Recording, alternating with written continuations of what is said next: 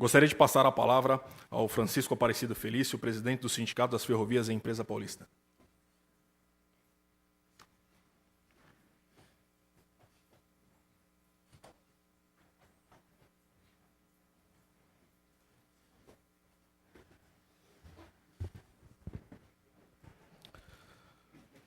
Boa noite a todos.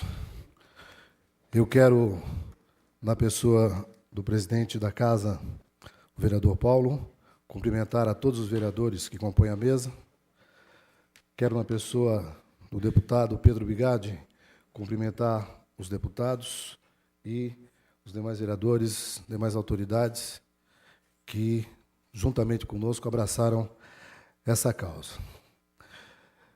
É preciso falar que essa ideia, essa luta que o sindicato abraçou, ela advém não só da necessidade da retomada do transporte ferroviário de passageiros, como de uma obrigação que o Estado tem conosco.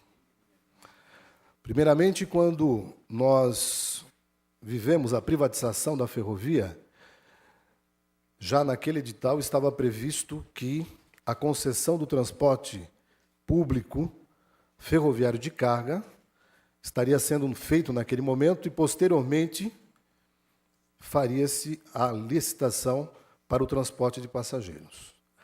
E isso não aconteceu.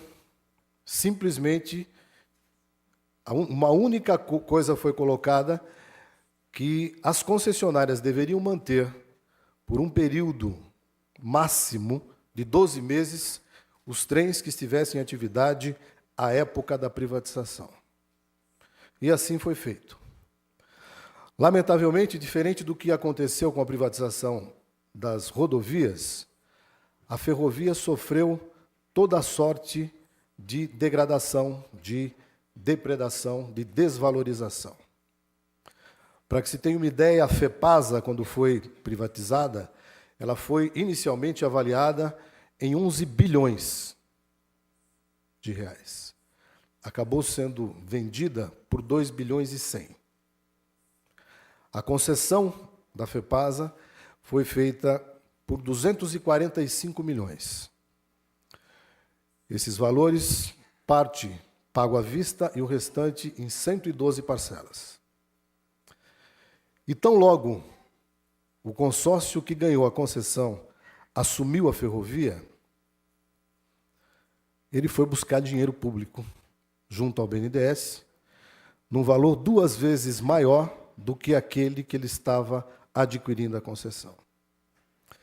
E mais dinheiro foi colocado na ferrovia, ultrapassou aí 2 bilhões de dinheiro público, e nem a ferrovia, nem a estrutura ferroviária para o transporte de carga teve uma melhora significativa, e o transporte passageiro acabou ficando esquecido. E nós estamos hoje nas cidades de Valinhos, de Campinas, de Jundiaí, Vinhedo, Louveira, e em todas as cidades do Estado, sofrendo as consequências da falta de estrutura de transporte público. Então, hoje nós temos Bandeirante e Anhanguera, transformadas em 2 grandes avenidas, com pedágio, com um custo muito alto, e que nos obriga, cada vez mais, a estar usando o carro. E sem estrutura para isso. Não temos estrutura para isso, e todos nós já sofremos as consequências disso. Na medida em que, para você cumprir um compromisso em São Paulo, marcado para as 10 horas, certamente você terá que sair daqui 6, 7 horas da manhã. E por que, não retomar o transporte? Por que quando se cuidou da rodovia, o governo melhorou de uma maneira, significativa, e depois privatizou? Aí vieram os pedágios, e nós não podemos reclamar do estado das nossas rodovias. Só que com a ferrovia, Primeiro eles começaram a não cuidavam mais dos trens, não limpavam, os trens atrasando, e vendeu a ideia para a população de que o transporte ferroviário não prestava, não servia. E todo mundo concordou que tinha que acabar com isso, que tinha que privatizar. O transporte ferroviário de cargas, ele se presta, na realidade, na maioria das concessões feitas no Brasil, a atender os sócios dessas concessionárias. Nós temos o caso da MRS, que é uma das empresas que passa aqui por Valinhos, em que ela trabalha quase que exclusivamente para os seus investidores. Perdeu aquela característica de uma empresa de serviço público de transporte ferroviário, porque essa é uma das obrigações que o governo tem e deve manter. Então, hoje, quando nós lançamos essa ideia de estar trazendo aqui, e primeiramente nesse trecho, também por um motivo simples, óbvio, nós temos aqui uma via dupla ligando Campinas a Jundiaí. Apenas uma dessas vias é utilizada pelo transporte de carga.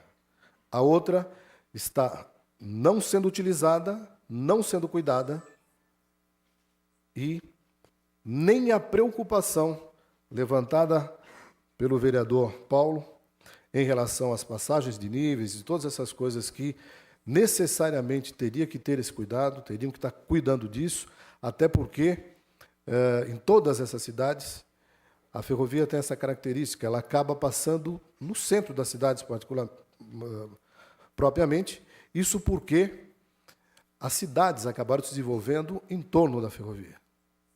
Né? Assim como nós temos aí as rodovias passando praticamente no centro de grandes cidades, né? E convive pacificamente com isso. Basta que se façam os acessos, que tome o cuidado e garanta. E nós temos, ao longo do trecho aí da CPTM, diversas localidades que têm passagem de nível, é controlado, é fechado, e nós não encontramos problemas com acidentes, mesmo os trens circulando de 8 em 8 minutos. Diferente do que acontece aqui, a gente já teve acidentes, e acidentes fatais, inclusive, aqui em Valinhos, em função do descuido que existe em relação a isso. O que tem hoje é um tratamento dado pela prefeitura, que acaba mantendo alguém, uma pessoa ali, para cuidar dessa situação. Né? E em outras cidades, nem isso ocorre. Então, é evidente que isso que nós estamos buscando aqui, nós precisamos, além da participação dos vereadores, das câmaras municipais, a participação do Executivo Municipal, exatamente por todas essas demandas que serão necessárias. Então, é preciso que o Executivo participe.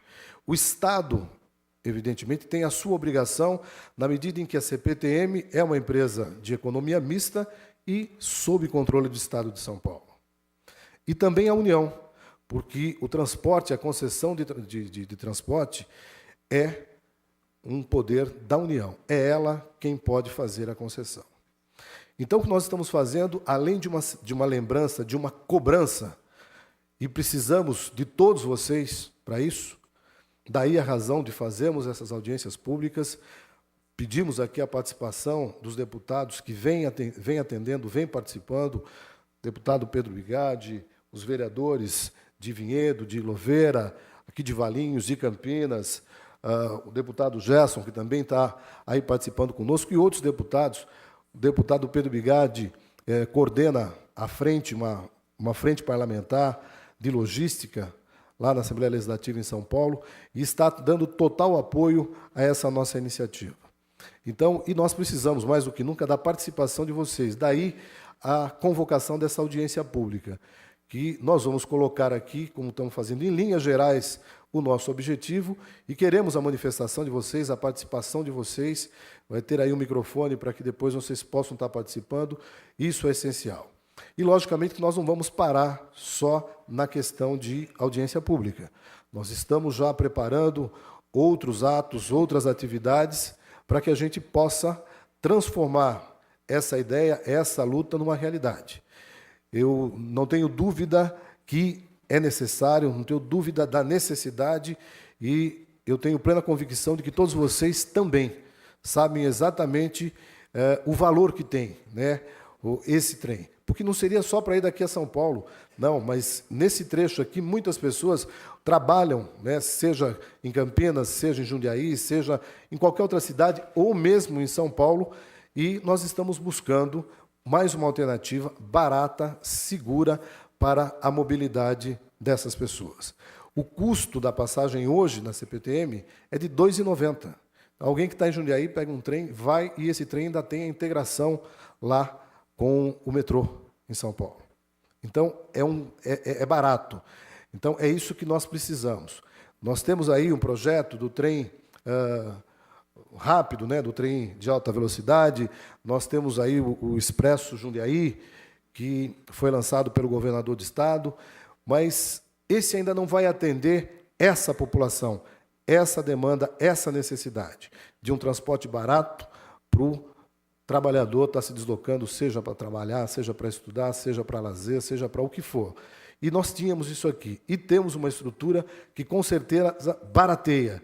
Então, daí a iniciativa do sindicato de primeiro buscar conseguir nesse trecho. E depois disso, com certeza, nós teremos aí mais uma luta, porque nós queremos que retorne o trem de passageiro e que atenda de forma social a toda a população do estado de São Paulo.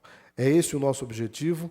Eu agradeço a presença de todos vocês, agradeço a participação de todas as autoridades aqui e tenho certeza, com a participação de todos, mantendo esse objetivo, nós conseguiremos restabelecer esse transporte tão importante para o povo dessa região e do estado de São Paulo. Muito obrigado.